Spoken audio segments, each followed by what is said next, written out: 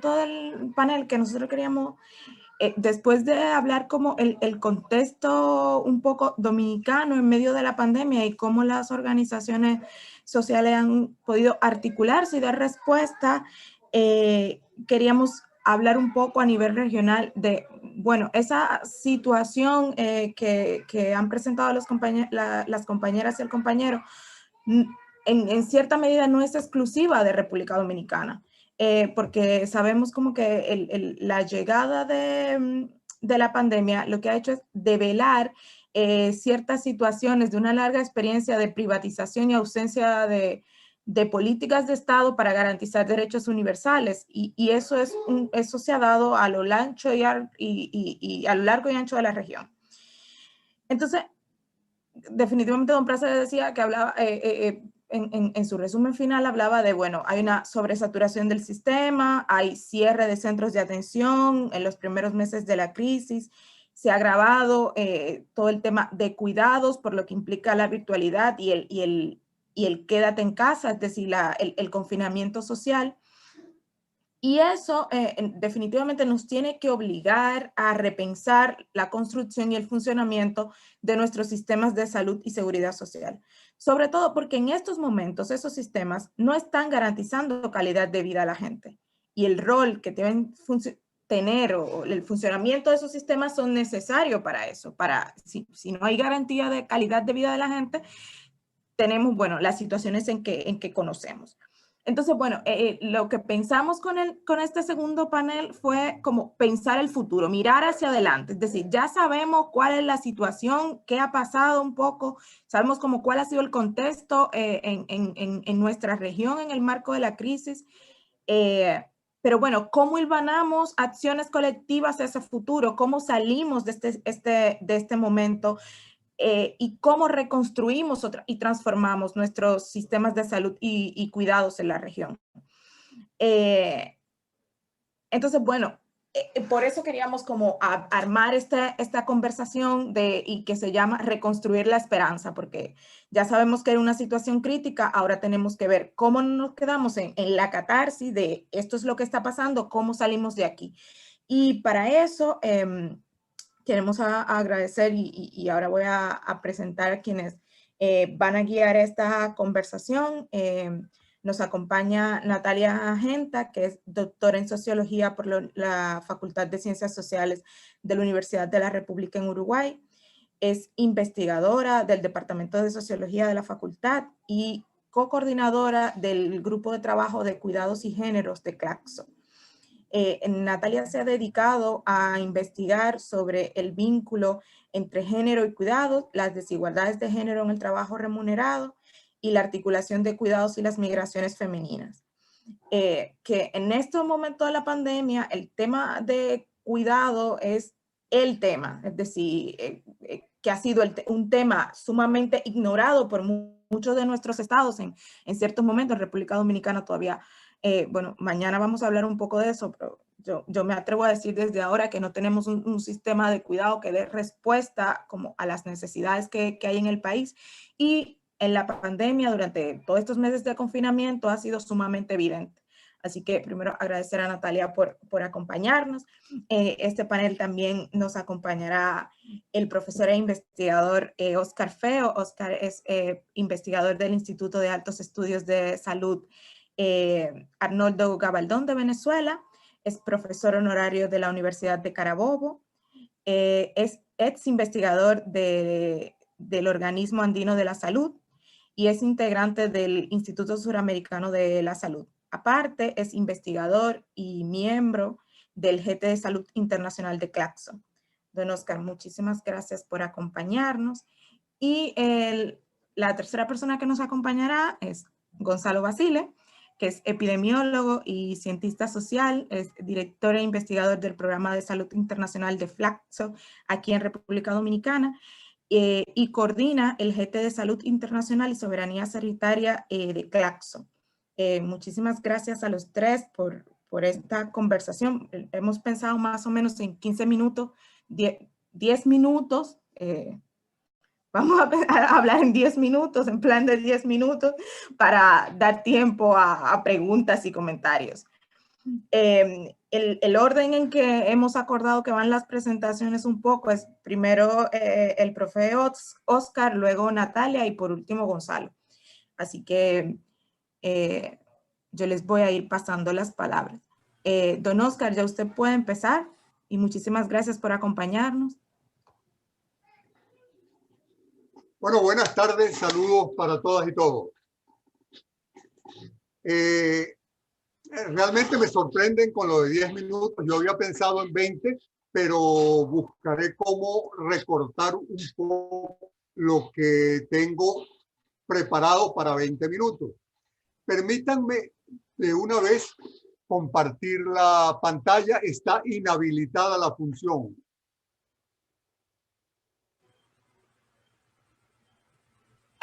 Listo, intenta compartir pantalla. Correcto.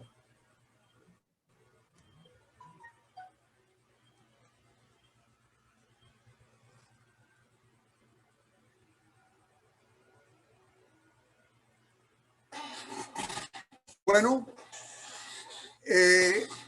a mí me solicitaron que conversara sobre los desafíos de los sistemas de salud en la pospandemia.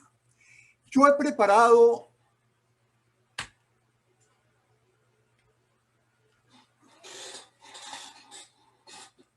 mi presentación en dos partes.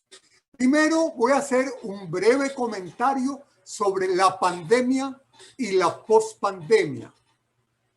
Y en segundo lugar voy a comentar los desafíos de los sistemas de salud. Tres consideraciones fundamentales sobre la pandemia. La primera es que es fundamental entender a la pandemia como una simple expresión de la crisis civilizatoria. La pandemia es el síntoma de un modelo de acumulación de capital profundamente generador de desigualdades y de desastres naturales y de pandemia. Acá tengo dos frases. Una de David Harvey desde los Estados Unidos. Él nos dice que la pandemia es una alerta de la naturaleza ante el grave deterioro ambiental que el capitalismo ha producido en el mundo, generando una crisis civilizatoria. Harvey nos dice que esta pandemia de COVID-19 es la venganza de la naturaleza por el maltrato, por el abuso ocasionado por el extractivismo neoliberal violento.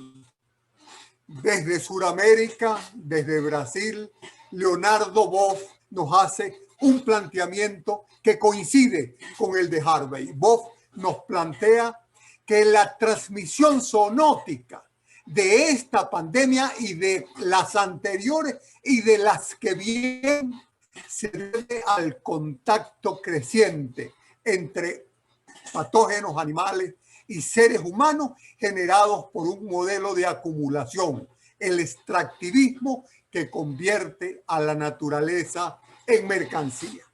Entonces, ese es un primer elemento fundamental de comprender. Esta pandemia es un hecho singular que expresa una crisis global.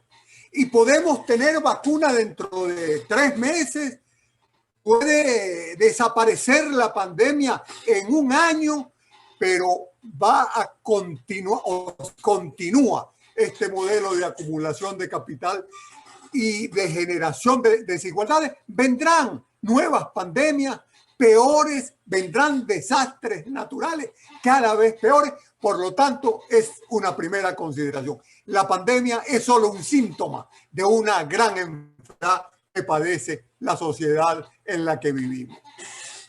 Un segundo comentario es que esta pandemia ha demostrado claramente el fracaso de los sistemas de salud centrados en la enfermedad y orientados al mercado. Esta pandemia ha dejado muy clara la contradicción que hay en el mundo entre los que conciben a la salud como un derecho humano y social que debe ser garantizado de forma universal y los que la conciben como una mercancía que se coloca en la oferta.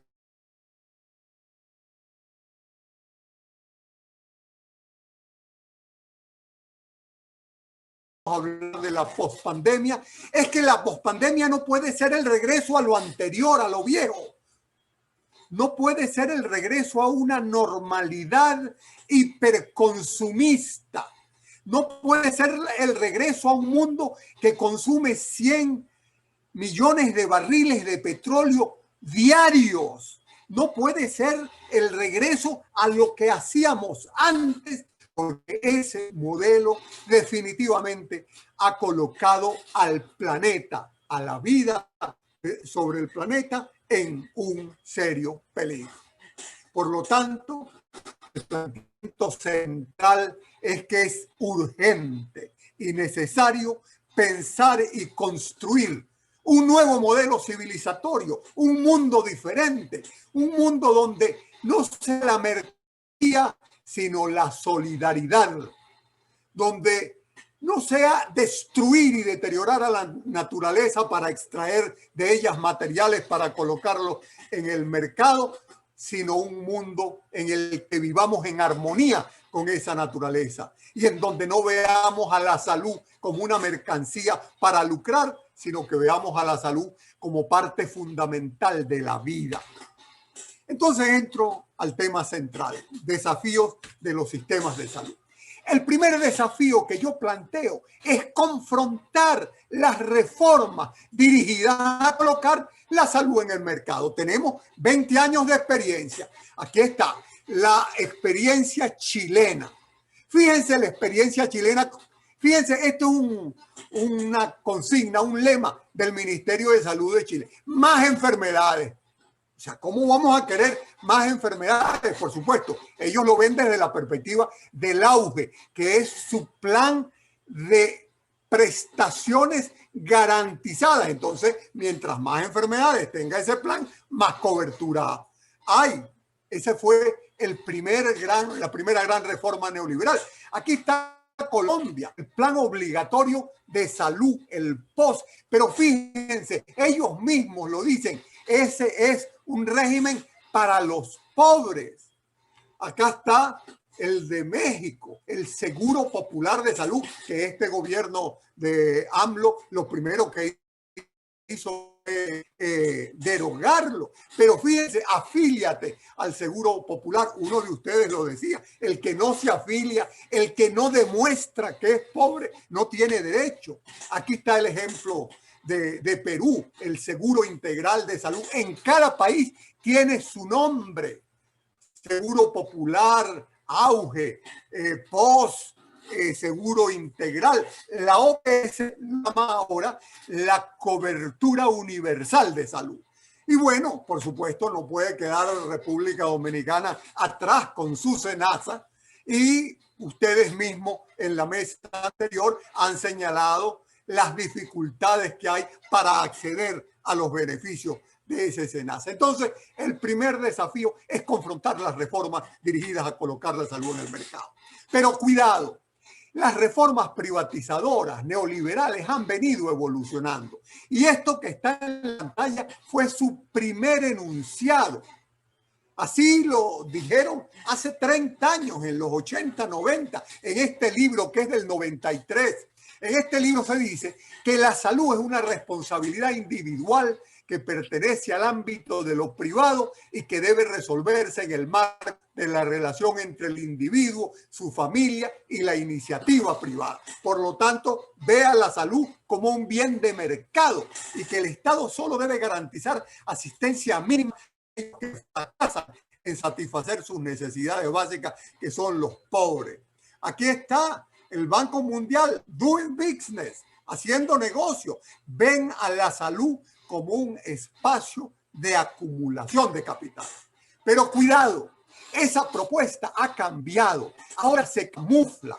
Ya el Banco Mundial y el Fondo Monetario no hablan abiertamente de privatizar Hoy su propuesta es el aseguramiento y las asociaciones público-privadas. El aseguramiento disfrazado de universal, disfrazado de cobertura universal, que tiene dos modalidades: individual para el que pueda comprarlo y público y mínimo para los pobres. Atención, no son prestaciones universales, son prestaciones mínimas para los que demuestren que han fallado en el mercado, que son los pobres. Y las asociaciones públicas privadas, donde el Estado paga y el privado presta servicios y lucros en eso que llamamos los servicios cruzados. El Estado pone el dinero, lo administra el capital privado y lucra a partir de él. Probablemente si interviene un colombiano y expresa su experiencia, dirán como el 20% del financiamiento en salud es para la administración de los planes.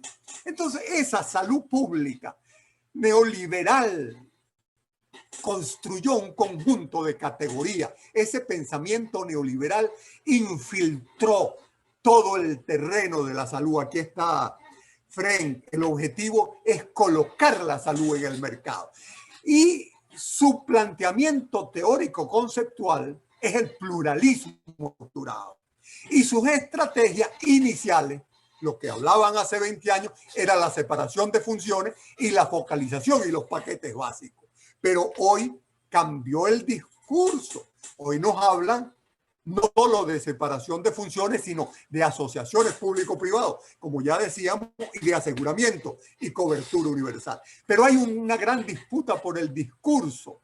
Entonces, en el mundo, en el marco de un secuestro semántico, el Banco Mundial usa las palabras de derecho, determinantes, participación, universalidad, género, pero las despojan de su sentido político y terminan privatizando en nombre del derecho a la salud y terminan construyendo reformas que dicen que son universales, pero que definitivamente están construidas para los distintos sectores. Si tienen posibilidad de ir al mercado, van al mercado. Si no tienen posibilidades, van al sector público. Entonces, la conclusión, señores, ahora que estamos en esta fecha, es que un fantasma recorre los sistemas de salud. Y ese fantasma son las políticas y las reformas neoliberales, los sistemas de salud de mercado y el aseguramiento y la cobertura universal. Entonces, la pregunta central para enfrentar los desafíos es: ¿qué queremos? Queremos un sistema de protección social integral para garantizar un derecho que incluya sistemas universales de salud, o lo que queremos son sistemas de aseguramiento que coloquen a la salud en el mercado. Bueno, yo respondo por mí. Nosotros queremos garantizar de forma universal el derecho a la salud como parte del derecho a la vida. La salud colectiva lo que plantea es confrontar las políticas privatizadoras y la mercantilización de la salud. Y por eso quiero concluir presentando las bases para el desarrollo de políticas para garantizar el derecho a la vida y a la salud. Y nosotros decimos hay 5 aspectos clave.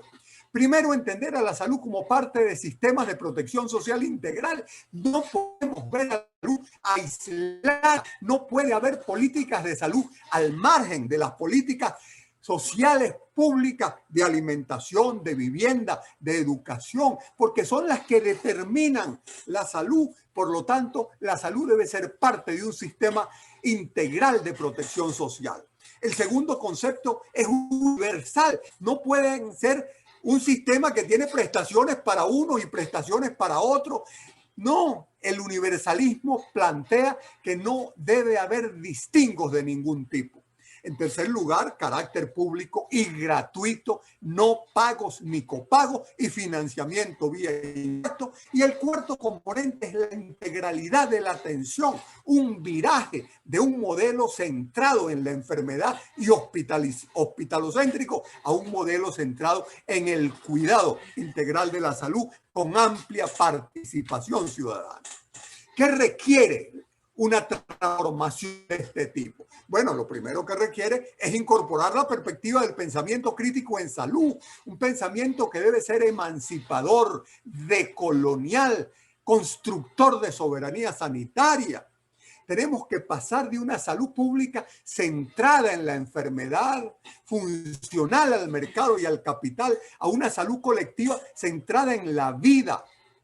Tenemos que incorporar la epidemiología crítica. Tenemos que cambiar el modelo de formación y tenemos que cambiar el modelo de investigación. Y definitivamente, y entonces con esto termino, tenemos que cambiar el paradigma en salud, del paradigma dominante que es el modelo biomédico hegemónico, en donde la salud es un espacio para los negocios y el lucro, a un modelo de salud integral, de salud comunitaria, que es un espacio de participación y construcción de ciudadanía. Y eso tenemos que hacerlo incorporando el pensamiento crítico en salud, que es la salud colectiva. Bueno, muchísimas gracias. Esa era la presentación que yo quería compartir con ustedes. Muchísimas gracias, don Oscar. Lo hizo, sobró tiempo para que Gonzalo hable. Ya no le tendremos que cortar la palabra. Don Oscar, necesito que, ahora sí. Disculpen que corrí mucho, pero es que estaba preparado para 20 minutos. No, no se preocupe, está bien, él lo hizo en tiempo. Es decir, no hay prisa tampoco. Muchísimas gracias. Natalia, te toca a ti una cosa que la cámara te corta. Es decir, ahora sí. Okay. ¿Ahora sí? Sí. Bueno, muchas gracias por invitarme a esta actividad. No sé si voy a poder cumplir con este objetivo de pensar alternativas a futuro. En realidad, de lo que pensaba hablar es sobre los cuidados específicamente y sobre las políticas que sí hicieron y no se hicieron en América Latina y sobre algunas acciones que se hicieron y que se podrían profundizar, digamos, o que al menos dan pistas para poder profundizar. Porque creo que la pandemia en algún punto y respecto a los cuidados los ha visibilizado como nunca, justamente. Creo que si hay algo positivo, digamos, de todo esto, es que ante tal situación, digamos, y ante el cierre de establecimientos educativos, sobre todo, y ante la necesidad de estar y ante la necesidad de que las familias se hagan cargo aún más de los cuidados, se empezó a reflexionar sobre los cuidados y sobre la distribución de los cuidados y sobre todo se empezó a reflexionar sobre el rol del Estado en esos cuidados, que no es algo habitual en América Latina, es algo que algunos países han comenzado, digamos, un trayecto hacia eso, pero que estamos todavía lejos de considerar a los cuidados como un derecho y por lo tanto como algo que debe ser socializado en sus costos y algo que debe ser garantizado, digamos, por el Estado, en términos de intervención directa o en términos de regulación, en términos de responsabilidad sobre todo, el Estado como espacio institucional, digamos, responsable de los cuidados. Entonces, creo que si hay algo que tuvo la pandemia fue hacer, de alguna forma, reflexionar. No sé si, no tengo claro en la post-pandemia qué va a pasar con los cuidados y si los estados van a ser realmente responsables de garantizar ese derecho y de instalarlo, digamos, como política pública en los países en que eso no existe. Pero lo que sé es que va a conversación al menos. Entonces, lo que me gustaba es, basándome, digamos, en el observatorio que tiene CEPAL sobre COVID y lo que ha sistematizado en términos de políticas de cuidados, hablar un poco de lo que el Estado de lo que los distintos estados latinoamericanos o cómo los distintos estados latinoamericanos y del Caribe han respondido ante esta necesidad, digamos. Primero, antes de eso, decir que América Latina y el Caribe comparten algunas características, digamos, más allá de las diferencias entre países respecto a los cuidados, hay algunas características en común. Una característica en común es que para cuidar de personas dependientes, de personas mayores, de personas con discapacidad, de los niños, se usa la mano de obra gratuita y feminizada, digamos, ¿no? Hay un gran contingente de mujeres que brindan horas de cuidado de su vida, digamos, no remunerada para cuidar de su familia, y eso es algo que distingue a América Latina de otras regiones. Una segunda característica en común de todos los países de América Latina es que hay un uso muy frecuente de trabajadoras domésticas para el cuidado, y eso tampoco es que sea habitual en otros países de la región, en otros países del mundo, digamos. Vivimos, por supuesto, en la región más desigual del planeta, y el uso frecuente, digamos, de trabajo remunerado de mujeres es muy frecuente, digamos, no solo en los sectores, digamos, de nivel socioeconómico más alto, sino en los medios bajos, en todos los sectores de población se usa de forma muy frecuente, muy intensa, la mano de obra de empleadas domésticas que además no tienen sus derechos garantizados, ¿no? En gran parte de los países la informalidad de las trabajadoras domésticas es muy alta, lo mismo que las condiciones laborales en general, las condiciones de empleo siguen siendo un debe de la región. Entonces, a pesar de que son una pieza fundamental de la organización del cuidado de personas dependientes, de personas con discapacidad y de niños. Una tercera característica de América Latina en cuanto a la organización del cuidado, todo esto previo a la pandemia, ¿verdad?, es la debilidad institucional de los pocos sistemas de cuidados que existen. Es decir, más bien, no existen sistemas de cuidados. Cuando hablo de sistemas de cuidados, hablo de una sola política que articule y que integre todas las acciones que el Estado tiene para cubrir las necesidades de cuidado de las personas dependientes en una sola política, y eso casi que no existe en América Latina, pero las pocas políticas que existen, digamos, están aisladas, dependen, por ejemplo, de un programa de desarrollo infantil, o dependen de un programa, una secretaría de envejecimiento, por decir algunos ejemplos, digamos. Entonces están aisladas y además son muy débiles institucionalmente, es decir, no están universalizadas y son débiles en términos presupuestales, etc. Lo que sí existe en América Latina son políticas, y esta es la cuarta característica que quisiera destacar, son políticas de ingresos o de transferencias monetarias en todos los países que a veces se confunden con políticas de cuidado o se quieren disfrazar, digamos, de políticas de cuidado, pero en realidad son políticas de combate a la pobreza. Es decir, a veces se sitúan como políticas de cuidado porque se dice, bueno, esta política de transferencia monetaria es hacia las madres que cuidan a los hijos, entonces es un apoyo hacia ellas, o hacia, por ejemplo, hijas que cuidan a padres o madres viejos, ¿no? Pero sin embargo no son políticas de cuidados. Y no son políticas de cuidados porque no cumplen con dos objetivos, digamos, que deberían cumplir las políticas de cuidados, que son de familiarizar los cuidados y de feminizar los cuidados, ¿no? Cuando hablamos de políticas de cuidados que integren la perspectiva de género, deberían tener al menos estas dos condiciones: de familiarizarlo en el sentido de que otros agentes también se hagan cargo del cuidado y no solo la familia, como pasa en América Latina, son las familias las que se hacen cargo, y particularmente las mujeres de la familia. Entonces, de familiarizarlo, es decir, que esto no quiere decir que ahora la familia no se haga más cargo de los cuidados, sino que las familias sean un actor importante de los cuidados, pero que estén apoyadas por distintos actores como el mercado, como el Estado, ¿no?, como la comunidad, que apoyen también a la familia y que hagan parte de esa responsabilidad del cuidado. Y de feminizarlo, y con esto quiero decir también involucrar a los varones en el cuidado, que no sean solo las mujeres de las familias aquellas que brindan cuidados.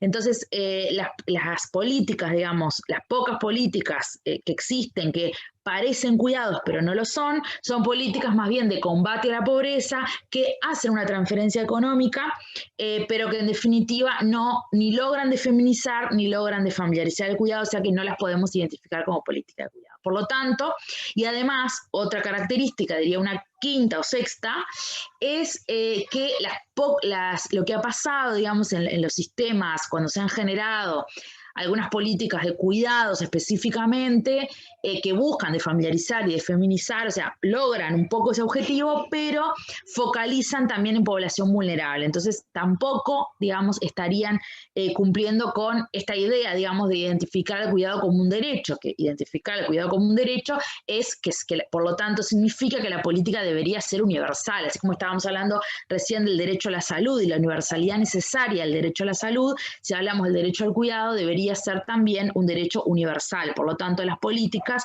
no deberían estar focalizadas en determinada población pobre, por ejemplo, que debe demostrar que no tiene ingresos para recibir políticas de cuidado del Estado, sino que serían a toda la población, y ahí, en función, sí, de las características de la población, se irán definiendo, por ejemplo, políticas que subsidian, otras políticas que dan el 100% del servicio, etcétera, etcétera, pero eso ya serían cuestiones más de implementación de la política.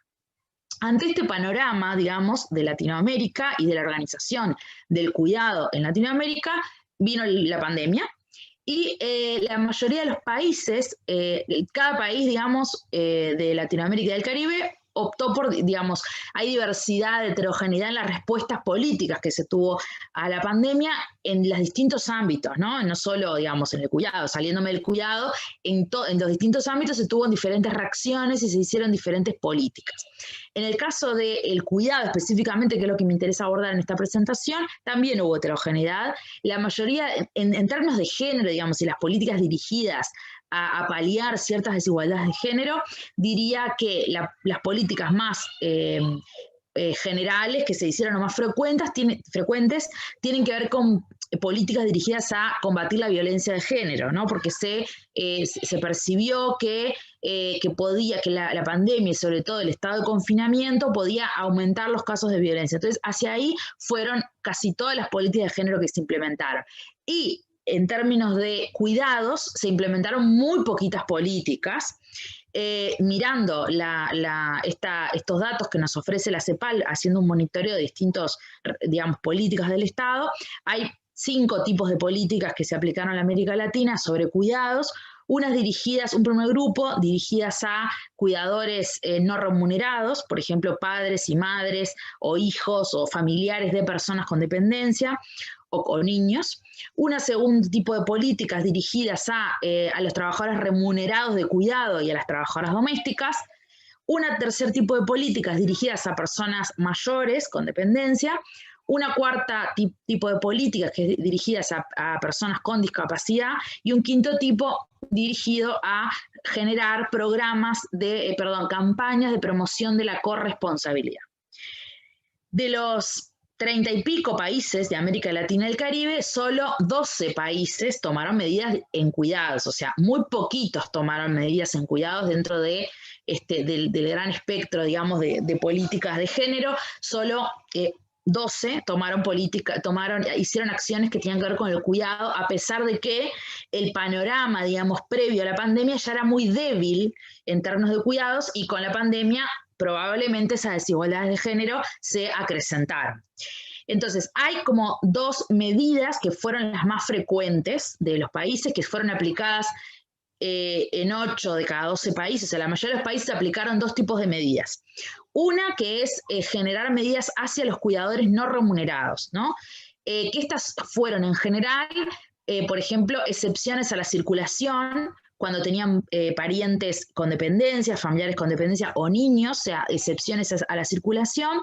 Y la otra fueron generar licencias especiales para el cuidado de familiares, ¿no? La mayoría, incluso países que tienen políticas, digamos, más neoliberales, digamos, como puede ser el caso de Chile, como puede ser el caso de Perú, también generaron licencias especiales para personas con dependientes, lo que es, bueno, una acción, digamos, que positiva, ¿no? En términos de lo que los estados, aunque no es suficiente, como ahora vamos a ver, en el marco de la pandemia. El segundo tipo de medidas ha sido las campañas de promoción de la corresponsabilidad, ¿no? En casi todos los países se han hecho campañas, hasta, digamos, de hecho hay países que esa fue la única medida de cuidados que tomaron, campañas que promueven la corresponsabilidad del cuidado dentro de las familias, ¿no? Que tratan de generar una transformación cultural, planteando que los varones tienen que también hacer parte de las tareas de cuidados dentro de la familia. La tercera, en tercer lugar, estuvieron las medidas dirigidas a las trabajadoras domésticas y de cuidados remunerados, que fueron aplicadas en 6 de 12 países. O sea, ya muy poquitos países generaron medidas de cuidados y la mitad de los países generaron medidas a las trabajadoras domésticas, la otra mitad no generó ninguna medida hacia las trabajadoras domésticas.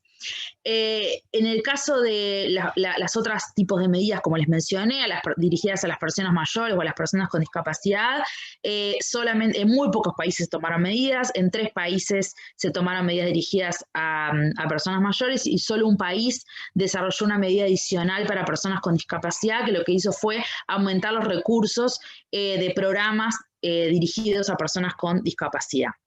Respecto a las medidas sobre los, como les decía, digamos, que quisiera dejar como 2 grandes reflexiones. Una, porque me parece que pueden a futuro generar medidas que vayan en esa línea, digamos. Una tiene que ver con las licencias que se aplicaron en todos los países, o en gran parte de los países que aplicaron medidas, generaron licencias para padres y madres trabajadores con hijos, mientras estuvieran cerrados los establecimientos educativos. Creo que esta ha sido una medida que da cuenta, digamos, de alguna forma, que ese trabajador ideal, digamos, es el del capitalismo tradicional, el del neoliberalismo, aquel que está disponible, aquel que además está en una lógica, digamos, patriarcal, por decirlo de alguna forma, ese trabajador ideal que está disponible 24 horas para el trabajo y que además no tiene responsabilidades familiares, no existe, digamos, y que en este contexto de pandemia se vio como no se puede trabajar, digamos, en el contexto, en cómo funciona el mercado laboral, es muy difícil, digamos, o genera mucha tensión trabajar como se trabaja, digamos, en términos de ese trabajador disponible 24 horas para el mercado laboral y tener responsabilidades familiares. Entonces, si fue necesario generar licencias es porque no existen los dispositivos, ¿no? Hubo una reflexión sobre que en realidad no existen dispositivos alternativos de ningún tipo para que ante el cierre de establecimientos educativos y ante el confinamiento, sobre todo de abuelos y abuelas, que son quienes abuelas sobre todo, quienes en gran parte de los casos, cuando no funciona el servicio de cuidados en un establecimiento educativo, cuidan, bueno, ante el confinamiento de las personas mayores que estaban en riesgo y el cierre de establecimientos educativos, las personas, sobre todo las mujeres, no podían continuar trabajando remuneradamente. Entonces, de alguna forma, la generación de licencias dio cuenta de esas dificultades reales que en realidad viven las mujeres todos los días entre trabajar remuneradamente y cuidar niños y sobre todo niños pequeños o personas con dependencia. Entonces, de alguna forma, esta medida contribuyen a visibilizar el trabajo de cuidados, pero no son suficientes, es decir, esta incompatibilidad de alguna forma entre el mercado laboral y el cuidado familiar o el cuidado en el marco familiar debe profundizarse y deben generarse otros dispositivos, ¿no? Si bien las licencias fueron una medida reactiva para apoyar el cuidado de los trabajadores con dependientes en el momento de la pandemia, deberían generarse más medidas en Latinoamérica que hagan de una forma más flexible, vivir de una forma más armoniosa el trabajo remunerado y el cuidado en el marco familiar. Una de las prácticas que me llamó la atención fue una que estableció Trinidad y Tobago, que obliga a los empleadores a que reorganicen el tiempo de trabajo para que sea compatible con el cuidado de dependientes. Entonces, abrirse, digamos, que los estados se abran a esta posibilidad y generar más política de conciliación, que en la región son muy escasas y que no es así, por ejemplo, en otras regiones donde tienen años, digamos, o trayectoria de las políticas de conciliación y de hecho ya son criticadas las políticas de conciliación, ya están como en otra etapa en que además critican las políticas de conciliación. Bueno, en América Latina estamos todavía como muy lejos de generar política de conciliación entre trabajo y familia y creo que esto es una abertura, digamos, o genera una puerta de entrada para seguir profundizando en esta articulación armoniosa entre trabajo y familia. Una segunda medida que me parece que también se debería profundizar tiene que ver con lo que se hizo hacia las trabajadoras domésticas. Si bien, como dije, pocos países generaron medidas hacia las trabajadoras domésticas, deben resaltarse el caso de Perú y Chile, por ejemplo. En el caso de Chile generó una medida, son todas acciones pequeñas, digamos, pero que hay que seguir por ese camino, ¿no? Entonces, en el caso de Chile, se habilitó, digamos, a las trabajadoras domésticas a un seguro de desempleo que tenían otros trabajadores y que las trabajadoras domésticas hasta ahora, hasta octubre del 2020, que fue que se aprobó, no tenían, digamos. Entonces se amplió ese seguro de desempleo para las trabajadoras domésticas. En el caso de Perú, se obligó a los empleadores a firmar un contrato por escrito de contratación a la trabajadora doméstica, donde puedan realizar trabajo doméstico a partir de los 18 años y donde aparezca en ese contrato explícitamente que no pueden ser violentadas, digamos, ni acosadas sexualmente en el marco del trabajo que desarrollan en los hogares. Si bien, como dije, son escasas medidas, y si bien los sindicatos de trabajadoras domésticas de toda América Latina han hablado, han manifestado, han dicho, bueno, necesitamos otras medidas. O sea, creo que es un camino que también esta pandemia ha logrado visibilizar, digamos, a esa población específica, ha logrado en 2 países que digamos, que vienen bastante atrás en términos de fortalecer al movimiento de trabajadoras domésticas y sobre todo generar políticas específicas para ese colectivo. Bueno, ha logrado generar algunas acciones y por ahí hay que seguir el camino. Creo que la crisis en ese sentido brinda la oportunidad de visibilizar ese grupo, de empoderar a estos colectivos, a estos sindicatos, para que den cuenta de las vulnerabilidades en que se vive, de las condiciones laborales en las que están, de forma de buscar garantizar los derechos. Y una tercera cuestión que quería decir tiene que ver con estas medidas que han utilizado en muchos países, en gran parte de los países, que son estas campañas de sensibilización o de transformación cultural. Y yo, si bien apoyo ese tipo de campañas, está bien, me parece que son válidas, creo que no son suficientes, o sea, que están lejos de ser suficientes. Quizás puedan ser menos costosas probablemente que generar una medida de otro tipo, ¿no? Y por algo supongo que los países lo hacen, pero creo que está lejos, digamos, una campaña de este tipo de asegurar las condiciones materiales para que realmente haya una articulación más armoniosa entre el trabajo y el cuidado, y además que los varones estén involucrados realmente en los cuidados, que hay que generar medidas más concretas que tienen que ver, por ejemplo, con generar licencias para varones, con que, digamos, con involucrar directamente a los varones en el cuidado, pero con medidas mucho más, o con mecanismos mucho más, digamos, en la vida práctica, en la operativa. Creo que y generando, vuelvo a decir, condiciones, porque también parte de las campañas tiene que ver con valorar el trabajo de la trabajadora doméstica. Bueno, pero hay que generar condiciones materiales, digamos, para que, y mejorar las condiciones laborales de las trabajadoras domésticas, más allá de la campaña, digamos. Creo que las campañas, vuelvo a decir, son válidas, pero no son suficientes para la transformación que se pretende. Bueno, creo que con esto, espero no haberme pasado mucho del tiempo, era un poco mi presentación. No, muchísimas gracias, Natalia. Creo que al principio dijiste que no veías lineamientos a futuro. Yo creo que tu ponencia deja muy claro como cuáles son las líneas a futuro para pensar los sistemas de cuidado. Bueno, ahorita retomamos un poco. Muchas gracias. Gonzalo, te paso la palabra inmediatamente.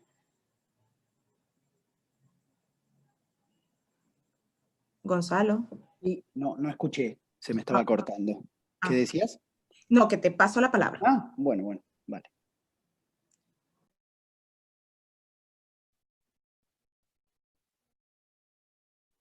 Perfecto.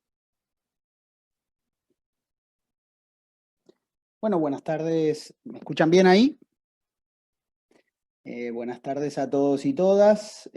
Bueno, agradecer obviamente a todas las instituciones que han coorganizado un poco este evento y este espacio de encuentro, digamos, tanto de la FES Caribe como de Flaxo República Dominicana, como los distintos actores, las centrales sindicales de República Dominicana, COSALUD, Médicos del Mundo, ASONAEN y otras instituciones que han estado, digamos, en este proceso de organización, y me parece que es un buen espacio. Por lo menos queríamos intentar, eso era un poco algunas de mis conversaciones con María Fernanda López de la FES Caribe, de intentar no cerrar el año sin no hacer algunas reflexiones, ¿no? Y algún espacio de encuentro, sobre todo de encuentro para ver dónde nos encontrábamos, en qué momento del proceso digamos, estamos, no solo del proceso epidemiológico de la pandemia global y las epidemias particulares de nuestros países y de República Dominicana,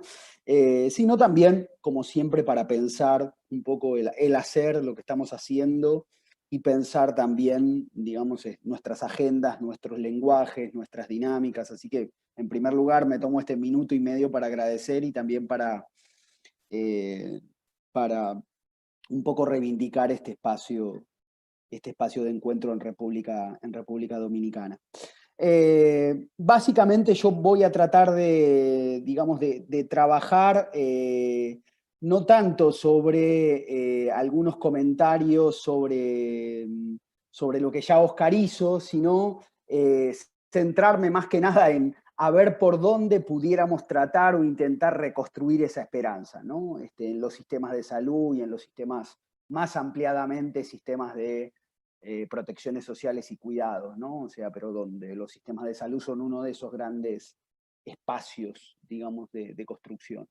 Y yo comenzaría, digamos, antes de detenerme un poquito en algunas ideas o en algunas reflexiones muy rápidas, la primera es que creo que una de las preocupaciones que muchas y muchos tenemos, no solo en el campo teórico y de políticas de salud, de seguridad social, de cuidados, es de alguna manera lo que Boaventura a veces dice de la pérdida de sustantivos, ¿no? O sea, de alguna manera cómo la teoría crítica latinoamericana, como la teoría crítica en general, pero la latinoamericana desde la especificidad de América Latina y el Caribe, siempre tuvo conceptos, tuvo palabras, tuvo marcos teóricos, digamos, de los pensadores de autonomía y pensadoras de alternativas, que sin duda, digamos, tenían que ver, digamos, con palabras y conceptos que solo utilizaba la teoría crítica, digamos, ¿no? Y de alguna manera un poco lo que Boaventura dice cuando dice perdimos los sustantivos, es que de alguna manera a preguntas fuertes que nos abrió esta pandemia y las epidemias, cada vez nuestras respuestas son más débiles, ¿no? O sea, muchas veces esa pérdida de sustantivos en los últimos 30 o 40 años, diría más significativamente en América Latina, ha hecho que nuestra teoría crítica, que nuestro pensamiento crítico ha ido perdiendo sus sustantivos y quedándonos solamente en los adjetivos y en determinados lenguajes que, digamos, sin duda representan ciertos lenguajes incluso coloniales en el campo del sistema de salud y seguridad social, digamos. Es decir, de alguna manera nos quedamos con los adjetivos de que si la teoría convencional habla de democracia, nosotros le ponemos democracia participativa o democracia, digamos, deliberativa. Si la teoría convencional habla de la teorización del desarrollo, nosotros le ponemos desarrollo sustentable o desarrollo sostenible. Si la teoría convencional habla de no sé, digamos, de todo el lenguaje de las coberturas y de las lógicas que se nos han planteado como lenguajes en los sistemas de salud, nosotros le ponemos a eso con participación social, con participación comunitaria, es decir, nos hemos quedado, digamos, en un espacio de adjetivación de las teorías dominantes. Y me parece que en eso un poco mi primer, digamos, coordenada de propuesta es una preocupación que desde Claxo y también desde nuestros espacios de formación y pensamiento latinoamericano y caribeño crítico en salud, es cómo reconstruimos la esperanza y un horizonte de esperanza en este pensamiento crítico, pero en segundo lugar, digamos, una gran preocupación es cómo descolonizamos las teorías y políticas que estamos planteando para los sistemas de salud y cuidados en América Latina y el Caribe. Esto significa cómo salimos un poco de, digamos, si nuestro horizonte de transformación y cambios, el lenguaje cepalino de los años 50 o 60, o el panamericanismo de digamos, de la historia panamericana, o de la nueva protección social y todo el lenguaje, digamos, que nos ha planteado el pluralismo estructurado mercados regulados o desregulados en nuestro sistema de salud, con todo el lenguaje de coberturas, de exclusiones, de paquetes, que muchas y muchos de nosotros lo seguimos repitiendo casi como un mantra de verdades, ¿no? O sea, y cómo han infiltrado, porque el problema es que esto, digamos, no es una hegemonía que se ha construido dentro del Estado solamente, ¿no? Y que es un problema de los gestores públicos que están ahí gobernando sistemas que son inhumanos, digamos. El problema es que esto, como escuchamos la mesa de apertura también, nos ha atravesado a nuestros actores populares, sociales y demás, digamos. Entonces, un poco esa introducción de cómo, digamos, repensar y revitalizar una teoría crítica parte de una especificidad. parte de pensar desde el sur, digamos, parte de la especificidad de nuestros capitalismos mundialmente periféricos, que son capitalismos que de alguna manera, y estados dentro de esos capitalismos periféricos, que son estados y capitalismos que reproducen constitutivamente desigualdad e inequidad, es decir, no son un orden neutral, digamos, no son un orden imparcial, digamos, es decir, nos asisten con algunos bienes públicos, como describía recién Natalia, o como podía plantearnos en la mesa de apertura, pero sin duda esos sistemas de alguna manera y esa dinámica del Estado y la sociedad respalda centralmente relaciones sociales desiguales, digamos, ¿no? Entonces, en ese marco que lo que llamamos un poco, ¿no?, la desciudadanización por mercantilización o las desciudadanizaciones por desposesión.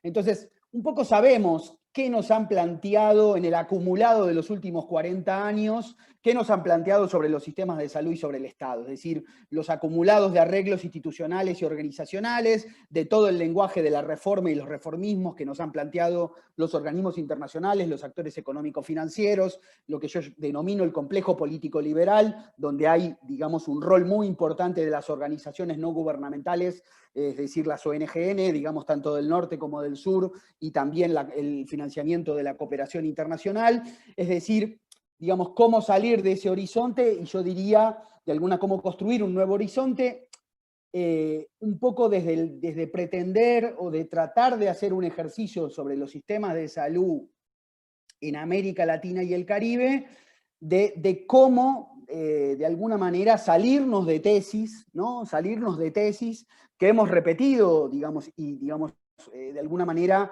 constitutivamente en nuestras políticas y en nuestras teorías de los sistemas de salud, por ejemplo. Es decir, todavía en Latinoamérica y el Caribe seguimos estructurando nuestras teorizaciones que demarcan nuestras políticas, en gran medida, por ejemplo, con toda la tipología de estudios y clasificación de los modelos de protección social eurocéntricos, es decir, seguimos catalogando a la protección social y a los sistemas de salud con teorías eurocéntricas, ¿no?, del modelo anglosajón, liberal, caritativo, el modelo Bixmar atado a los seguros de empleo, de atar protección social al trabajo, o el modelo Beveridge de universalización, digamos, de ciudadanía, digamos, Beveridge en Inglaterra, es decir, nuestras propias escuelas de salud pública, nuestros propios espacios de formación y de estudio regional, nuestros propios actores sociales, muchos de nosotros y nosotras seguimos todavía atravesados por parte de esta, digamos, teorización que sin duda nos hace repetir, digamos, casi, digamos,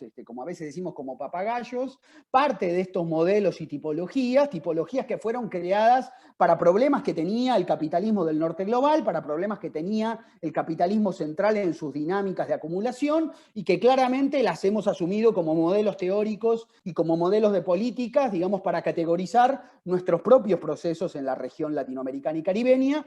Pero sin duda, digamos, ha habido actores que además, de alguna manera, quisieron generar una cuarta tipología, que es toda la cuarta tipología que conocemos como la nueva protección social, que es esta tipología que se creó con la tesis del gerenciamiento del riesgo y el pluralismo estructurado, digamos, ¿no?, todo lo que vendría a decir como la teoría neoliberal de reforma a los sistemas de salud y seguridad social, en el plano de la reforma a los estados en Latinoamérica y el Caribe, que de alguna manera nos generó una nueva teoría estructurante en los procesos de reforma a la salud y a la seguridad, a los sistemas de salud y seguridad social, que será la teoría del pluralismo estructurado y de gerenciamiento del riesgo, que también nos ha generado una perenización, una lógica de reproducción de teorías y de políticas, digamos, y que de alguna manera me parece muy importante. María Fernanda, me vas avisando de los minutos, digamos, en primer lugar, frente a esta dinámica, digamos, ¿no?, de reproducción, de dependencia teórica de nuestras políticas y de nuestras teorías, la primera cuestión es volver a redefinir básicamente el para qué y el por qué de los sistemas de salud, de cuidados y de seguridad social. Es decir, necesitamos redefinir el para qué y el por qué de los sistemas de salud, ya no con el lenguaje de organismos internacionales, ya no con el lenguaje, cuando hablo de organismos internacionales me estoy refiriendo en el amplio abanico que va desde el Banco Mundial, el Banco Interamericano de Desarrollo, hasta la OIT o la Autoridad Médica, digamos, ¿no?, en toda su dinámica de procesos de reforma, porque todos han estado atravesados, es decir, si uno mira el aseguramiento universal del Banco Mundial y de la OPS en América Latina y el Caribe, conjuga directamente con los pisos mínimos de protección social de la OIT para las protecciones sociales para el sur global, digamos, es decir, conjuga en su dinámica, digamos, de lógica liberal y de lógica de protecciones a través de seguros y de coberturas diferenciales con el sistema financiero y los bancos, metiéndose a toda la discusión de coberturas como espacios de acumulación de capital dentro de los sistemas de salud y protección social. Entonces necesitamos redefinir el para qué y el por qué. Es decir, asumir que nuestro sistema de salud y seguridad social son construcciones históricas de la sociedad con el Estado. Es decir, son construcciones históricas de las relaciones sociales. Es decir, hay digamos, nuestras institucionalidades y organizaciones sanitarias de la esfera pública son, digamos, de alguna manera no son solamente, no los podemos ver solo como aparatos o cuerpos externos a la sociedad. Es decir, necesitamos de alguna manera recuperar, digamos, un para qué y por qué de los sistemas de salud y cuidados como bienes públicos comunes y colectivos, que claro, se expresan, digamos, en diversas esferas públicas, que no se expresan solo en hospitales, atenciones, programas y fragmentos de respuestas, digamos, se expresan en los territorios, las territorialidades, en los espacios sociales de la salud y la vida, digamos, ¿no? Entonces, creo que ahí sin duda el para qué y el por qué de cómo repensar nuestros sistemas de salud y nuestros sistemas de salud, digamos, entrelazados a cuidados y a seguridad social, creo que de alguna manera nos abre un espacio de repensar nuestra relación de la sociedad con el Estado, en términos de institucionalidad, en términos de materialidad, de un nuevo saber hacer, que sin duda, digamos, nos abre un interrogante de cómo abrir un giro para descolonizarnos de estas políticas y estas teorías. Porque estas políticas y estas teorías nos han atravesado no solo a la academia, no solo a los gestores públicos, ha atravesado a la sociedad, es decir, ha atravesado a los actores sociales. Entonces, conceptualizar, y con esto voy terminando, de alguna manera una reconstrucción de esperanza, por lo menos para ciertos espacios de la academia crítica latinoamericana comprometida, acompañando los movimientos sociales latinoamericanos y caribeños, es de alguna manera cómo reconstruimos una teorización de la necesidad de una refundación de los sistemas de salud y de cuidados y de protección social. Y esta teoría o teorización, más que teoría, teorización, justo el miércoles hablaba en una clase acá de nuestro diplomado de esto, digamos, y coincidió, justo estamos en unas semanas, digamos, planteando toda esta idea de refundación. Y la idea de refundación de los sistemas de salud parte ¿de dónde? Básicamente, primero parte del malestar, parte del inconformismo, pero también parte de una autocrítica, es decir, de una autocrítica y una revisión de lo que hemos hecho en los últimos 30 o 40 años, en términos de nuestros sistemas de salud, nuestros sistemas de seguridad social. Porque reimaginar una refundación de sistemas de salud y de nuestros bienes públicos, sin duda significa, digamos, afrontar diversas resistencias. Resistencias tanto en el plano teórico como en el plano de la materialización política, digamos, ¿no? Entonces, yo creo que hay un espacio que se anida de gran capacidad de innovación y de transformación en el rediseño de las relaciones entre el Estado y la sociedad, digamos, para pensar los sistemas de salud, para pensar los sistemas de cuidados y de protecciones sociales, que creo que ese espacio de innovación digamos, están en la intersección y y en los espacios de pensar con la sociedad, ¿no? O sea, y que de alguna manera la teorización de refundación lo primero que plantea es dejar atrás el concepto de reforma. Es decir, yo lo que trataría por lo menos de plantear es cómo eliminamos la palabra reforma, ¿no? La eliminamos del diccionario o la eliminamos de nuestro lenguaje, digamos, porque la palabra reforma y el concepto de reforma y las dos grandes tsunamis de reformas al Estado y a los sistemas de salud y seguridad social que hemos tenido en los últimos 30 años, ya sabemos lo que han producido, en términos del impacto de la salud, la seguridad social y la vida, digamos, ¿no? Entonces, de alguna manera, cómo salir de este espacio de la reforma y, digamos, abrir un espacio para refundación, configura un nuevo punto de partida, es decir, un punto de partida que siempre es un carácter transicional. Es decir, yo no quiero detenerme y de alguna manera creo que también hay que hacer una autocrítica desde la medicina social y la salud colectiva, porque nosotros a la sociedad, digamos, y a nuestro discurso un poco sanitario o político sanitario, planteamos resultados finales, ¿no? Planteamos sistemas, únicos, universales, y creo que es necesario de alguna manera reconstruir cómo producimos y asumimos procesos. Es decir, cómo generamos un carácter transicional de políticas, de estrategias, de cambios para refundar. Y yo creo que esa refundación de alguna manera nos puede dar pistas o ideas de cómo reconstruir parte de una esperanza que hemos perdido en estos procesos, digamos. Un poco lo que me estaba refiriendo es esto, digamos, cómo salimos un poco de toda esta idea de reforma como retroceso, reforma como mantener lo mismo con lenguajes nuevos y generar realmente reformas que refunden los bienes públicos. Y para eso creo que ya sabemos lo que nos proponen las reformas regresivas, todo lo que han hecho este ciclo de reformas del Estado y la seguridad social y la salud, pero también tenemos un problema que son las reformas de retrotopía, ¿no? Que nos plantean todo este lenguaje de volver hacia atrás, ¿no? De que la atención primaria todo lo va a resolver, lamento darla, ¿no? O que la atención primaria es una puerta de entrada. El problema es, digamos, una puerta de entrada ¿a dónde? ¿A dónde nos quieren hacer entrar, digamos, ¿no? O sea, en los sistemas de salud y demás. Entonces creo que un poco plantearles la teorización de refundación es poner en la centralidad no tanto el enunciado o el resultado final, sino un proceso de cómo reconstruir, digamos, esperanza en términos de autonomía y soberanía sanitaria regional. Y ahí me detengo. Muchas gracias, Gonzalo. Bueno, yo creo que las tres ponencias podemos ver como que hay algunos puntos claros para pensar nuestros sistemas de salud y de cuidado en el marco de la pospandemia. Y que esa reconstrucción de la esperanza pasa, en palabras de ustedes tres, voy a hacer como un pequeño resumen.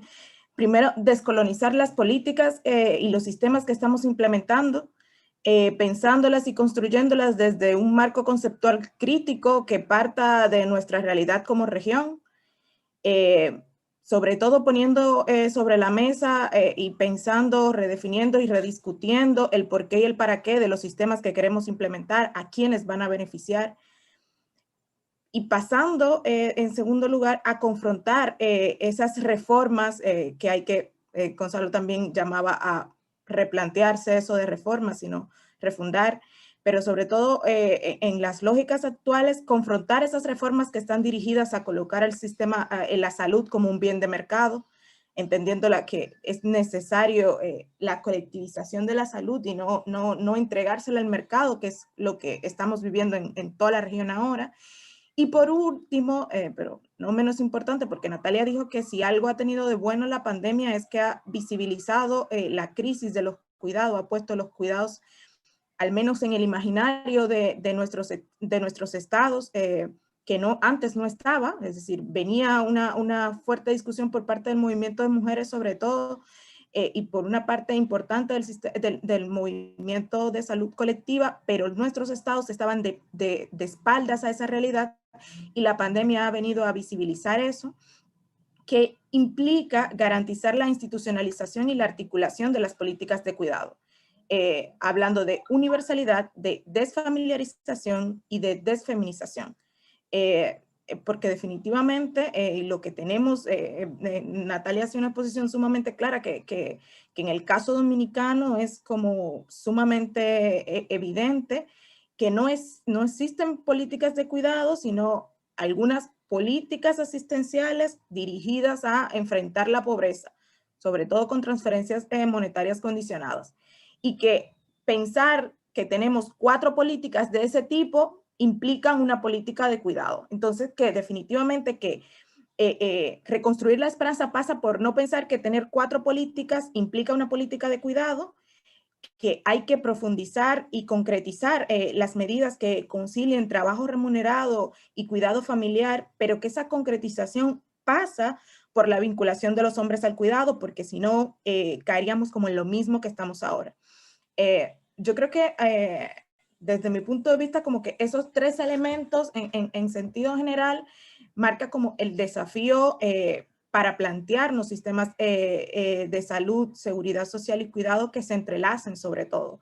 Hace unas cuantas semanas con Gonzalo discutíamos que uno de los mayores desafíos que veíamos y problemas es que, claro, ahora nuestros estados la pandemia les obligó a pensar sistemas de cuidado, pero ¿qué pasaba con implementar sistemas de cuidado que pasaran por articular todo un grupo de pequeñas políticas si nuestros sistemas de salud y seguridad social seguían en la misma situación que están ahora? Es decir, definitivamente no podemos tener sistemas de cuidado si no hay un sistema de salud y un sistema de seguridad social que responda a las realidades de nuestras sociedades. Entonces, bueno, creo que esa articulación de los sistemas es necesaria y vital para pensarnos en una reconstrucción de la esperanza. Reiterar los agradecimientos a ustedes tres y bueno, yo voy a dar, estamos en tiempo para recoger algunas preguntas, comentarios de parte de los participantes y las participantes. Entonces voy a revisar aquí porque tengo como algunas notificaciones, pero no sé. Bueno, aquí tengo una. Gis pregunta que si existen ejemplos de repensamiento, rediseño de sistemas de salud, protección social en la región. Voy a tomar la palabra de Daisy. Gonzalo, ¿la pudiste anotar? Porque voy a tomar la palabra de Daisy, tiene la mano levantada, así que voy a tomar la palabra y después podemos tomar 2 o 3 comentarios y preguntas y luego pasamos a responderla. Daisy, puedes hablar. Ok, ahora. Solo tienes que decir. Ahora sí, te escuchamos. Okay. Bueno, yo pienso que excelente panel con la compañera, los dos compañeros y la compañera, que verdaderamente Natalia, sobre la situación de política de cuidado. República Dominicana, cero política de cuidado. Y ahora fue más notoria con el problema de la pandemia, y tú sabes la violencia que desató esta situación de la pandemia en República Dominicana. Y nosotros estamos pensando que dentro del sistema de seguridad social y la ley 8701 hemos identificado que verdaderamente hay que incrementamos, si se quiere, porque no estaba contenida, lo que es definir una política de cuidado, porque no podemos hablar de seguridad social si no hay una política de cuidado efectiva, especialmente hacia las mujeres. Con lo que dice Oscar, yo quiero decirte, Oscar, que la región nuestra es muy desigual. Totalmente, ¿no, verdad? Y que los planes de seguridad social y las leyes de seguridad social fueron concebidas, si se quiere, de acuerdo a los países. En el caso de República Dominicana, tomamos pensiones de Chile. Tú sabes lo que pasó en Chile y lo que continúa pasando. En el sistema de salud, copiamos de Colombia con el régimen contributivo subsidiado, que eso ahora nosotros estamos solicitando de que se saque completamente porque no ha habido, voluntad política para que ese régimen inicie, hablando de que va a cubrir el contributivo subsidiado, los trabajadores informales. ¿Y qué pasa? Eso no es posible. República Dominicana no termina de hacer un diagnóstico efectivo que nos diga a nosotros cuál es esa situación de esa informalidad y qué población tienen capacidad contributiva para que puedan quedar en el régimen contributivo. Es decir, que harían solamente 2 regímenes, el contributivo y el subsidiado. Entonces ya tú sabes, la población carente que no tienen, si se quiere, una cobertura de salud, no sabemos qué va a pasar con esa gente. Y yo soy de la gente que pienso que el régimen subsidiado, dado un carnet de régimen subsidiado a una población que tiene capacidad, si se quiere, contributiva, yo no lo consigo. Porque la trabajadora doméstica, capacidad contributiva, no se implementa el convenio, no le dan un carnet del régimen subsidiado para que nada más tengan derecho a un hospital público, pero no tienen derecho a un aporte para pensiones. Es decir, que estamos frente a una disyuntiva que de alguna otra manera, Gonzalo, tenemos que buscar una situación. Ahora, esta pandemia pone en descubierto, si se quiere, la poca capacidad que hemos tenido los países nuestros, especialmente los países en vía de desarrollo, para enfrentar todas estas situaciones, tanto de orden sanitaria como la propia situación de la protección a la seguridad social. Yo creo que es excelente lo que habla Ocal, recordar que el gobierno nuestro ahora está hablando de la, si se quiere haber, de las asociaciones públicas privadas, y sabemos por dónde andamos, ¿no es verdad? Vamos a fortalecer alguna estructura que tenemos en cuanto a fortalecerle estructuralmente, ponerle en capacidad de que puedan generar recursos y vamos a entregar al sector privado. Es un poco como si queremos qué va a pasar en República Dominicana. Y además de los países, como dice la compañera de Uruguay, que verdaderamente tienen sistemas de seguridad social que son más viejas. En Uruguay me parece, en Paraguay está el monotributo. Aquí en República Dominicana no se define qué aporte van a hacer las personas para la seguridad social que no tienen cobertura de seguridad social. El fin es que podríamos decir que estamos en el limbo. Y ese limbo perjudica más a la mujer, a nosotras las mujeres, específicamente y especialmente. Gracias. Muchas gracias, Daisy. Tengo a Lizday. Lizday, te paso la palabra.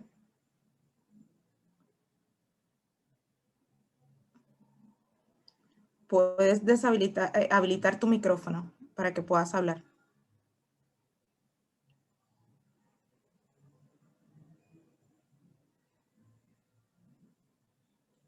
Lizday, ¿me escuchas?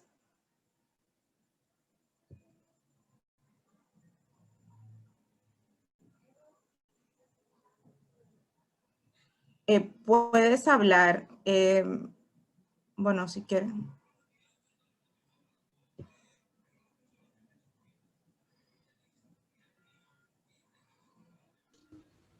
Bueno, voy, ahora sí, ya tienes el micrófono desactivado.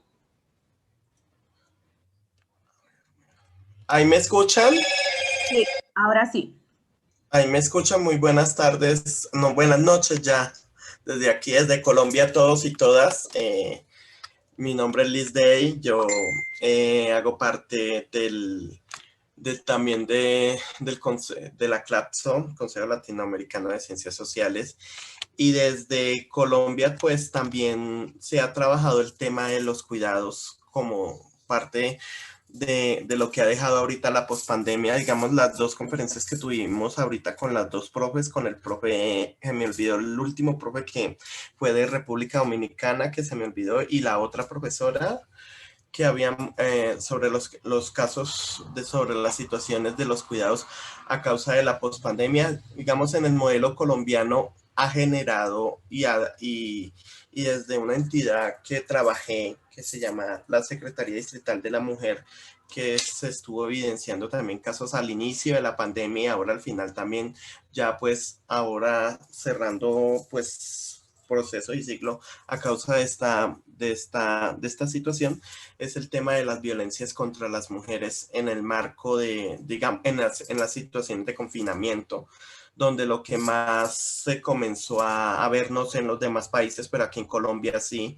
fue lo que más se vio. Muchas veces, digamos, no todas las familias tienen una buena relación, una buena situación emocional, psicosocial o afectiva dentro de sus hogares, pero sí se vio y se confrontó mucho las situaciones debido al confinamiento, a la pérdida del empleo de muchos también a causa de la situación de la pandemia, otras situaciones parecidas que digamos en este tema, las violencias, que es lo que más disparó, violencia intrafamiliar por parte de hijos, hijas y de parte de las mismas mujeres, que esto fue un caos, la cosa más horrible. ¿Aló, me escuchan?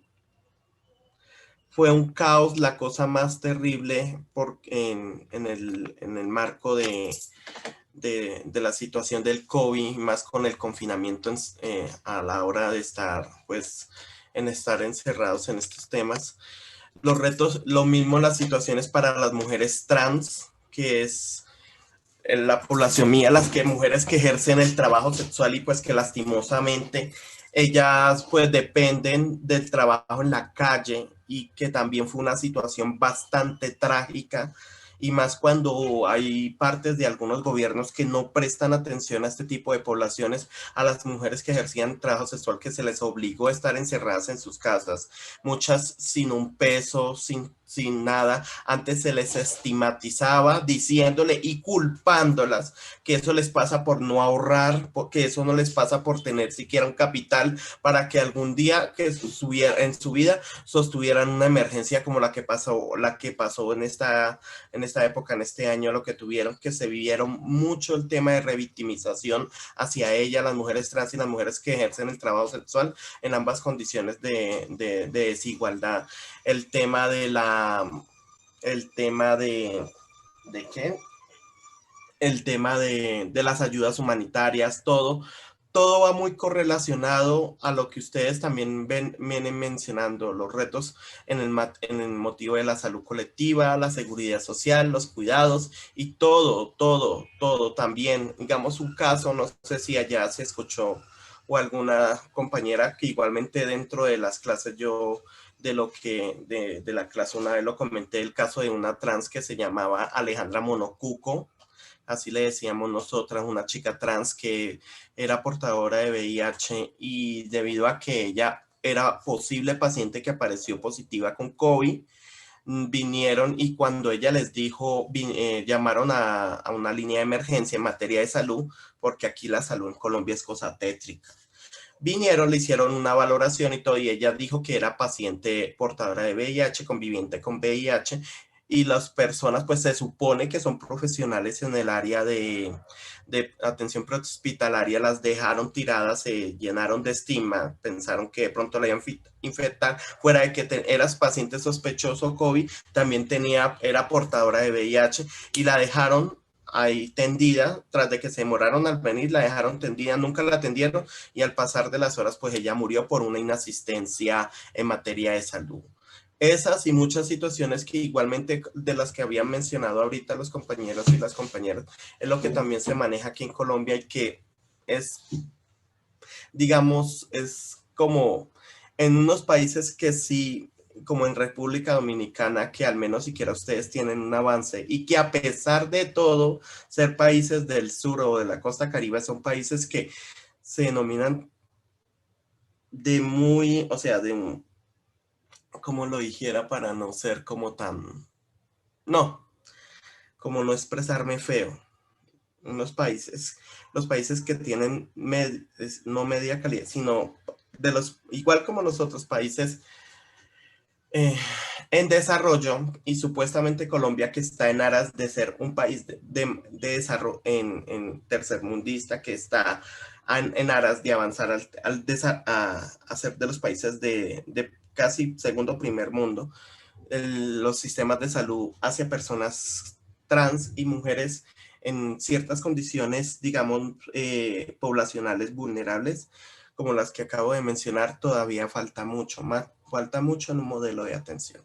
Espero me disculpen, pues digamos, mis trabas a veces para organizar mis ideas. Me toma tiempo y más hablando, pero cuando estoy así, ya más o menos las voy cogiendo. Muchas gracias. Bueno, gracias a ti, Lizday. Le damos paso a Lucía Correa y luego volvemos a los panelistas.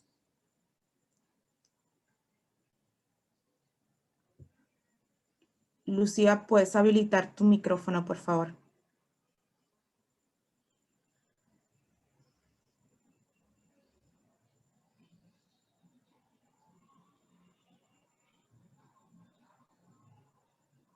Lucía, ¿me escuchas?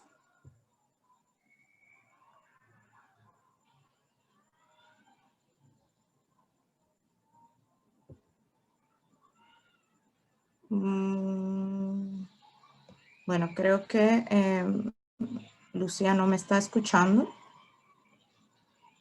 Bueno, así que en lo que Lucía logra, bueno, conectar o escribirnos por el chat, podemos pasar a ustedes.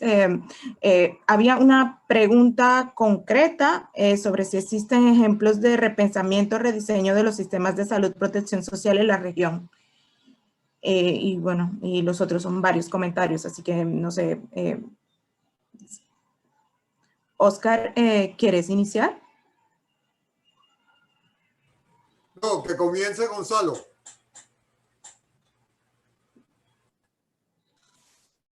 Vale, pero lo dejamos a Oscar para que describa los procesos donde estuvo, digamos, porque no quiere hablar de dónde estuvo, digamos. No, voy a hablar, pero quiero irte primero. Bueno, yo voy a criticar los procesos donde estuvo Oscar y después Oscar, digamos, habla de los procesos, digamos. No, a ver, creo que la pregunta era, digamos, si hay experiencias o procesos. A ver, a mí me parece que, digamos, toda la trayectoria de América Latina y el Caribe es una larga trayectoria de momentos y espacios de construir autonomía, digamos, ¿no? Y en esa larga trayectoria, sin duda, tenemos, digamos, aunque no tengamos una teorización de refundación del Estado o de refundación de los sistemas de salud, un poco es, digamos, lo que se está, digamos, construyendo como marco teórico en la última etapa. A partir de los ciclos de reforma, digamos, estamos construyendo el marco teórico de refundación de los sistemas de salud. Yo solo me detendría en dos cuestiones muy particulares de eso, digamos. La primera cuestión particular que yo, digamos, me refería sobre teorización de refundación es que parte de darle centralidad, digamos, a la articulación de un proceso. Y la articulación de ese proceso puede ser, digamos, anclado sobre ese proceso, puede ser como horizonte o punto de partida un nuevo marco teórico, como puede ser un horizonte, un nuevo punto de partida, prácticas emancipatorias para los bienes públicos de salud, para los sistemas de salud. Y que eso sin duda puede tener un proceso y una trayectoria que, digamos, posteriormente llegue a la materialización y a la acción política, ¿no? Cuando yo hablo un poco del enunciado del resultado final, es un poco para tratar de aterrizarlo, ¿no? Es esta idea de enunciarles lo que debería ser. Y le enunciamos lo que debería ser casi como una receta, y muchas y muchos nos encontramos a veces, bueno, ¿y cómo se construye ese proceso? Y creo que un poco la pregunta que hacen de si hay experiencias, sin duda hay múltiples procesos en América Latina y el Caribe. Corramos del medio la experiencia cubana en el medio de una revolución, digamos, donde Cuba decide hacer ciertas cosas con los bienes públicos, porque creo que no es asimilable o comparable al resto de América Latina y el Caribe, pero sin duda hay distintas trayectorias y experiencias de intentos de refundación. Es decir, Bolivia tuvo varios intentos incluso de reconstruir un sistema único de salud. Varios de esos intentos, muchos tuvieron parcialmente fracasos, ¿no? Hasta la materialidad de la construcción digamos, del nombre Sistema Único de Salud. Pero, por ejemplo, la salida de la dictadura de Brasil, digamos, significa rediscutir una constituyente que como ventana o como puerta, digamos, como puerta de entrada, esa constituyente permitió rediscutir el marco, digamos, el andamiaje jurídico legal. Eso después no se materializó en los sistemas de salud y de seguridad social. Lo que estoy tratando de plantear es que podemos reconstruir mapeos de procesos, de intentos de refundación. Ahora, la teoría de refundación parte para mí, de reconstruir universalización de bienes públicos que en primer lugar parten de desmercantilizar esos bienes públicos, pero en segundo lugar de recuperar integralidad en los bienes públicos. Es decir, el gran problema que nosotros tenemos con los bienes públicos de salud y seguridad social no es lo que están haciendo ahora, porque los bienes públicos de salud y seguridad social ahora producen cosas, es decir, producen fragmentos, programitas, asistencias, asistencialismo focalizado. El problema es cómo reconstruimos esos bienes públicos para, digamos, reconstruir capacidades de respuesta integrales, ¿no? La integralidad y la interdependencia, ¿no? Entonces, creo que por ahí es que me parece que se pueden construir algunas pistas, ¿no? Y que espero que próximamente esté publicado en nuestro sistema, una de las publicaciones de Claxo, que hablamos de esto, digamos, que construimos toda una nueva teorización sobre la refundación. Óscar. Gracias, Gonzalo. Bueno, yo lo primero que diría es que una de las grandes discusiones que hoy tiene el movimiento de la salud colectiva en América Latina es cuáles han sido las experiencias de gobierno de los países que han tenido gobiernos, entre comillas, progresistas, y de los sistemas o ministerios de salud que han tenido ministros o dirigentes de la salud colectiva. Hay muchísimos casos. Nila Heredia en Bolivia, en Venezuela, en Brasil, en algunos casos en Argentina, en Paraguay, en Guatemala, hasta en Guatemala, pues, en México. Y el centro de la discusión es cuál ha sido la evaluación de esa experiencia de gobierno. En este sentido, bueno, esa es una discusión en marcha, una discusión en desarrollo, pero la respuesta no es optimista. En general, la salud colectiva, cuando le ha tocado gobernar, se ha puesto a administrar el Estado capitalista y ha perdido la oportunidad de desarrollar las propuestas que desde el punto de vista teórico se han desarrollado. Entonces, existe una gran contradicción entre un planteamiento cada vez más claro que tenemos desde el pensamiento crítico en salud y la posibilidad de desarrollar ese pensamiento cuando somos gobierno. Y entre otras cosas, porque los sitios en donde nos toca hacerlo, los ministerios de salud, los sistemas de salud, son estructuras profundamente burocráticas y dominadas por el pensamiento médico hegemónico, por el modelo biomédico. Cristina Laurel, una de las cabezas fundamentales de este pensamiento, con extraordinaria experiencia en gestión, acaba de renunciar como viceministra en México por contradicciones con las políticas de su ministro, que está absolutamente imbuido en el modelo biomédico dominante. Para poner un ejemplo inmediato de hace semanas. Hay algunas experiencias bien interesantes, pero son experiencias locales. La propia experiencia de México cuando Cristina fue secretaria de Salud de Ciudad de México, la experiencia de Bogotá cuando Román y la gente de Alames estuvo dirigiendo Bogotá, pero son experiencias, la de Rosario y la creación del sistema único de salud en Rosario, la de Porto Alegre en Brasil, en Guatemala, pero son experiencias que han sido frustradas en El Salvador, en Bolivia, han sido frustradas porque no hay continuidad de esas políticas.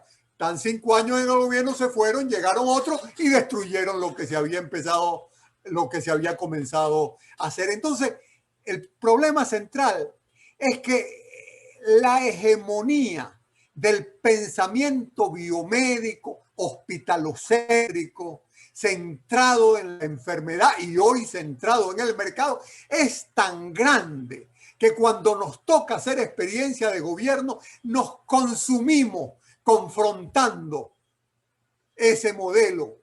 Y bueno, nos consumimos y nos cambian. Y entonces vienen otros y siguen haciendo lo mismo que estaban haciendo antes. Entonces, esa es una de las discusiones centrales que debemos hacer en salud colectiva. ¿Cómo ser capaces? Y en estos momentos hay algunos retos importantes para construir lo que pensamos. ¿En qué pienso yo? En un sistema de protección social integral, donde la salud sea parte de ello y donde los cuidados, la categoría cuidado sea un elemento central en su organización. Vamos a hacerlo. Bueno, ¿cómo vamos a hacerlo? En República Dominicana es imposible hacerlo con un gobierno como el que hay. Y eso pasa en el grueso de los países en donde lo que impera es las políticas conservadoras, neoliberales, y somos desde la salud colectiva y desde el pensamiento crítico en salud absolutamente marginales. De allí la importancia que tiene de que crezcamos y desarrollemos esta propuesta en las academias, en los movimientos sociales, y uno de los grandes retos es continuar preparándonos, porque sin ninguna duda nos va a tocar de nuevo ser gobierno y vamos a tener de nuevo el reto de tener éxito construyendo sistemas integrales basados en los cuidados o sucumbir administrando un Estado que nos tritura y seguimos en el modelo hospitalocéntrico. Bueno, ese es uno de los grandes retos que tenemos. Gonzalo quiere replicar. Sí. No, yo, digamos, escuchándolo a Óscar, creo que, digamos, una grande, aquí hay alguna gente de Medicina Social y Salud Colectiva de República Dominicana conectados y conectadas, también para la seguridad social.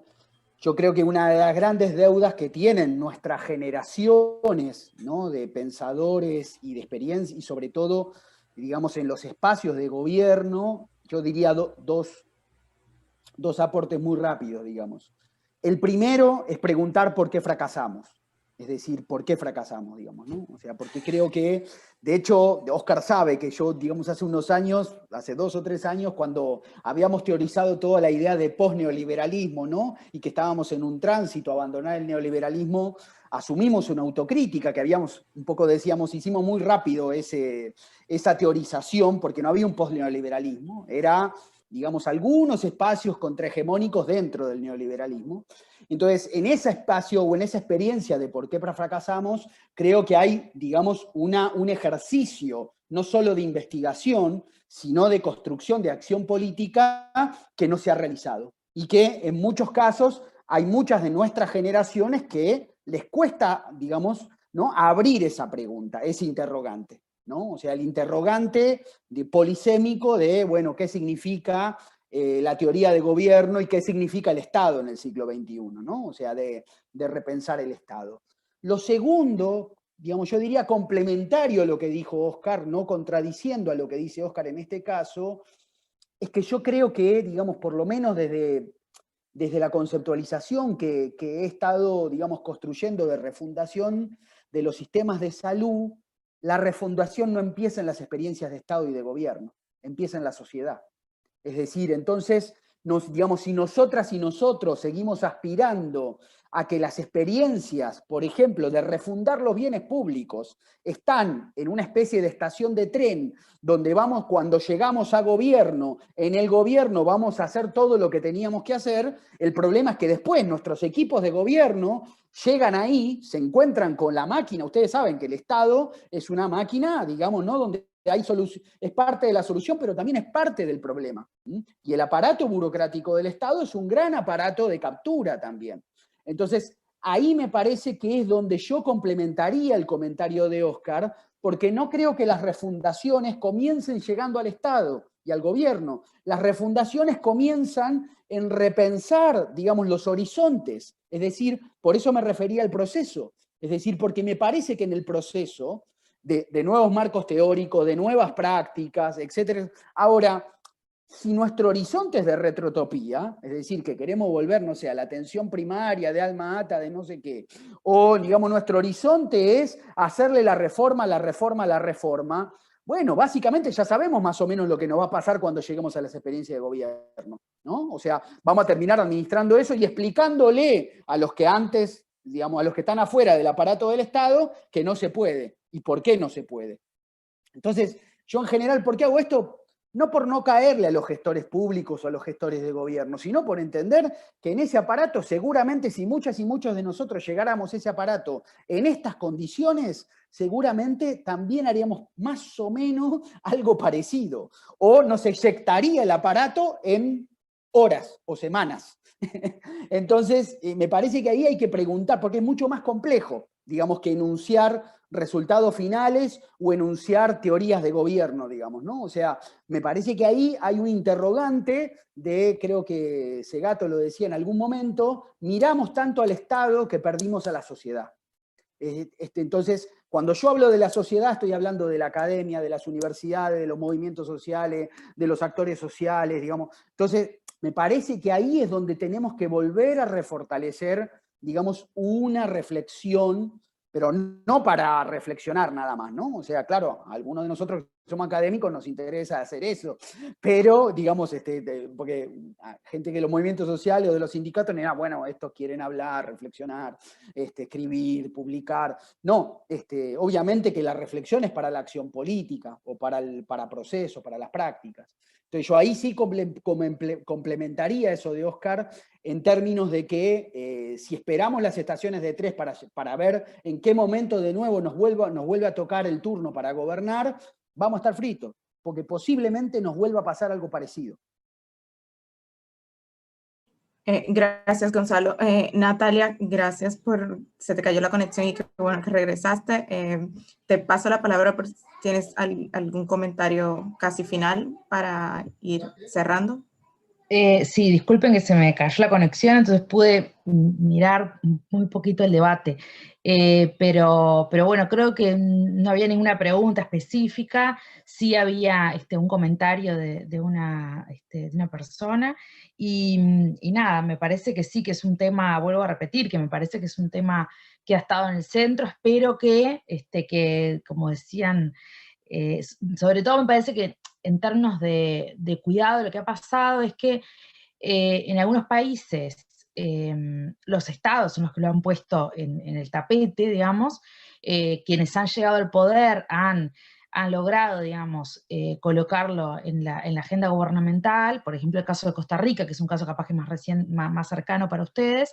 Sin embargo, todavía la ciudadanía y la comunidad en general no lo tienen incorporado, digamos, ¿no? Como un derecho. Entonces, como si puede ser quizás el derecho a la salud, que a las personas les es, a la ciudadanía en general, digamos, es un derecho que consideran que existe un derecho a la salud y que es necesario demandar por ese derecho.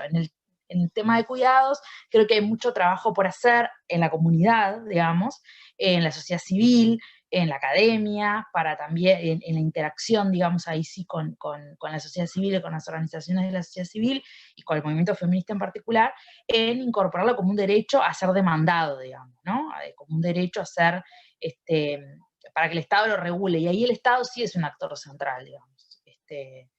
Históricamente ha sido así en el tema de cuidados, y es un actor central, más allá porque es un actor central porque es el que en definitiva asigna los roles, digamos, que cada uno tiene en el cuidado. Es decir, con esto no quiero decir que el Estado sea el actor central y por tanto sea el proveedor único de cuidados, no, sino que el Estado es actor central porque distribuye responsabilidades. Es decir, si el Estado no hace nada y está ausente, son las familias las que se encargan. Si el Estado apoya a las familias, si lo hace a través del mercado, si regula el mercado, si obliga al mercado de una parte, etcétera, etcétera. Entonces, en ese sentido el Estado es central, pero para que el Estado, digamos, adquiera ese papel, es necesario que la ciudadanía toda, digamos, reclame ese papel del Estado y reclame esa necesidad de que el cuidado tiene que repartirse, de que el cuidado no puede seguir estando a cargo de las familias y de las mujeres, y bueno, y para eso necesitamos una sociedad movilizada en ese tema. Y creo que eso es lo que veo más allá, digamos, de las políticas que el Estado ha hecho que los estados han hecho en los últimos años. Se requiere como mucho más trabajo desde las bases, digamos, para reclamar ese derecho. Eso. Muchísimas gracias, Natalia. Oscar, ¿querías hacer otro comentario? No. Muchas gracias a ustedes. Ha sido un gusto compartir esta tarde-noche con nuestros hermanos de República Dominicana. Bueno, muchísimas gracias a todos y a todas por acompañarnos. Este seminario sigue mañana. Tenemos 2 paneles más. Uno vamos a hablar, vamos a dedicarle mucho más tiempo a hablar sobre qué pasa en los cuidados en la pospandemia, conociendo, como haciendo más énfasis en el caso dominicano, ver qué ha pasado en esto, no solo cómo llegamos a la pandemia con los cuidados en el país y qué ha pasado, y buscar un poco de alternativas, y otro para hablar en concreto qué pasa con nuestro sistema de pensiones y seguridad social en esta nueva coyuntura y todo lo que se está hablando en torno a reformas y reformas. Así que muchísimas gracias y les invitamos a acompañarnos mañana. Buenas noches y saludos a todos. Muchas gracias por la invitación. Gracias, Natalia, Oscar, un abrazo. María Fernanda, No. un abrazo. Gracias.